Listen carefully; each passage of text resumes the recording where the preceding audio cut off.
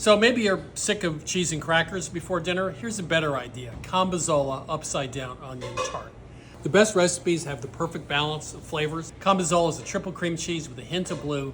Works great with the onions and the thyme and the hot honey in this recipe. We're gonna have 6 quarter-inch slices. Take each slice and we're gonna cut it in half. Now we're gonna offset them a little bit with just a little bit of oil on each one. A little kosher salt, black pepper. We're gonna take your great friend in the kitchen, which is frozen puff pastry.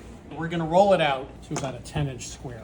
Now we're gonna cut it in half and we're gonna cut each piece following the folds of the puff pastry. So we have 6 pieces. So the first thing we wanna do is dock it so it doesn't puff up too much. We're simply gonna cover each of the onions with puff pastry. So we'll just press it down around to make sure the onion is completely covered. You can either press or just dock the edge. This goes into an oven for 20 minutes. We're gonna put this in a freezer while that's baking. The puff pastries are almost ready, so we pulled this out of the freezer. So now we're gonna slice this thinly. So these pieces don't have to be perfect. It's gonna put them on top of the very hot onion and the puff pastry. They're gonna melt a little bit. And we're gonna drizzle this with a hot honey. So we have a 1/4 cup of honey, a little bit of Aleppo pepper into a microwave just to loosen it up a little.